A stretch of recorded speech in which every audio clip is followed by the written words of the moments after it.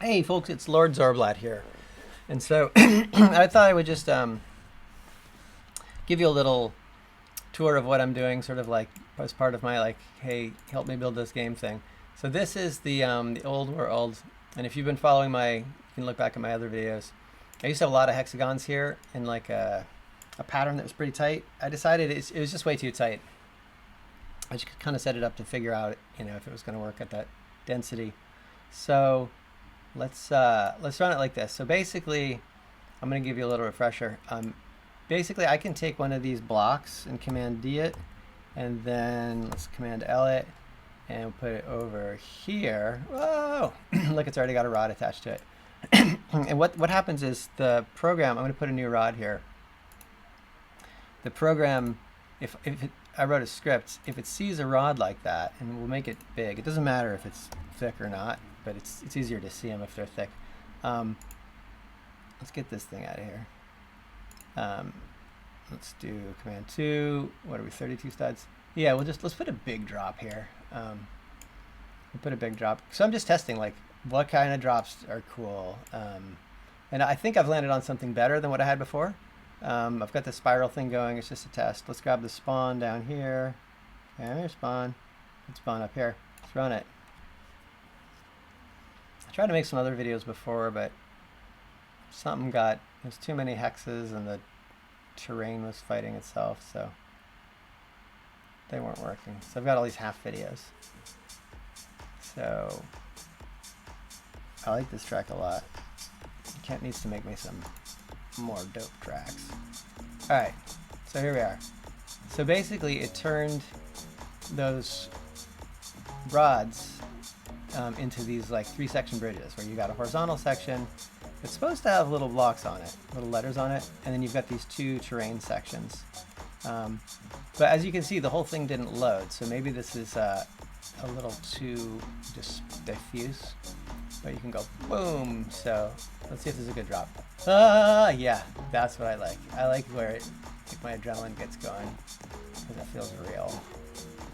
I used to jump out of trees and jump off bridges, and I love that. I love that sensation in Roblox of falling because it scares me. So this looks pretty good to me. Like going at this speed, and granted, some kids, especially kids who don't know how to read, are not going to run at whatever speed I've got here. Check out my walk speed. Here's how you check out your walk speed. Command Shift X and type in humanoid, and I've got a bunch of me in here. It just does dummies for some reason. My walk speed, Command Shift P if you don't feel like hunting for stuff. Walk speed. Oh, I've got a walk speed of 80. So let's test it out for kids that are doing, the lowest I'll go is 30, because when I get in a game with the walk speed 16, I'm just like drumming my fingers, so I'm like, my life is passing me by while I'm like trying to walk to this thing. I walk faster than this in real life. So here we go. This is for someone who's playing at 30. So this is pretty cool. So they're gonna come along here, and there's gonna be an A, and they're gonna be like, boom. And there's no way to like do it wrong. There's gonna be no way to jump over the edge. Like, look at this. You can't jump over the edge. You can jump over the edge up here. So I need to write something that says, if there is a bridge plugged in, don't put this pink wall. But if there is no bridge plugged in, put this pink wall, and do like I did here. Make the pink wall actually have an invisible wall that's higher. That's what I did here. I've got this little bit of code. You run over here, and there's actually a real invisible wall that's like 16 high. But nobody wants to have their view blocked. So, but anyway, so this is just sort of like a day in the life of what I do. And so I'm going to make it so that you get here, and there's a choice. Do I go down the R thing and get the R, or do I go down the B thing? And if you want to go down the R thing, boom, you get the R. And hopefully, I'm just going to make the game more clear. Oh, cool, look, a rink 2. Check it out, cupcakes and everything. All right, so, ooh, I love reflection. Look at that. If you don't know how to do reflections, here, let me just show you.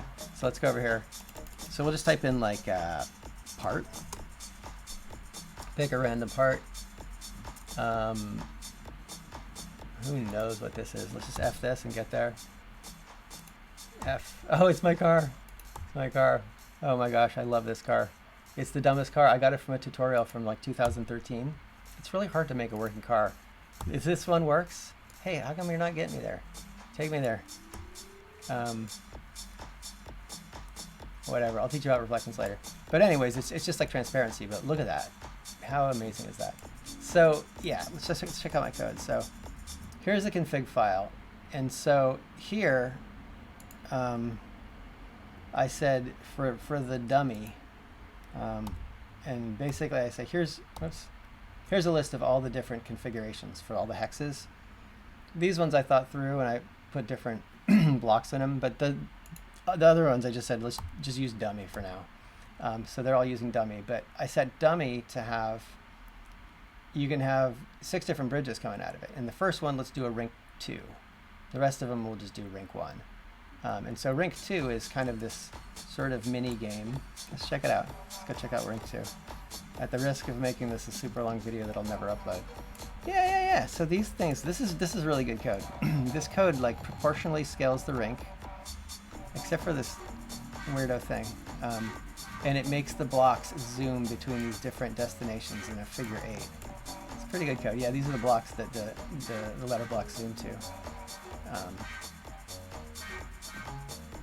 So anyways, this is like what I do. I've got so much stuff like built that's not deployed because I've got like a real robust set of things I can add, but I'm still just trying to figure out how it all plays together. Like this is pretty tightly packed. This is about half the distance. No, it's less than half the distance. But this kind of works if you're going slow. If you're going fast, let's change the walk speed. Let's go Command-Shift-X, type in humanoid. See, this is why my videos are cool, because a lot of these little things, if you're, you know, you haven't developed that much, you'd be like, oh, cool, I always wanted to change the walk speed. But maybe you know a better way. So I usually do 80 just because I have to go places. A lot of times I have to like commute to like the thing I want to look at. So this is pretty cool. So I want to make it a race game too, where there's a leaderboard and it's a race to see who can get around the quickest. So anyways, I'll post this video. Let me know what you think. Let me know if you want to see different stuff in my videos. But this spiral, sort of this geometry seems to be a little tighter than what I was doing before, and so hopefully I'll make it so you can't fall, a little more deterministic. Like there's only 2 choices. Right now I watch people play my game, and they don't like pay attention to the arrows that I put in. They just like jump off the side of things and then go run off the edge, and then they respawn, and they're like, what is this? But this isn't a game. Like, what am I supposed to do? I get that a lot. So how do you play? So I'm trying to tighten it up, gamify it a bit more, and I got a big toolkit to sort of demo stuff. So if you like this video, jump in my game, go run around in this stuff, and then tell me what you think. Like I'll put like 3 or 4 options. You go in there, you tell me what you think, and I'll get some feedback. All right. Thanks for watching.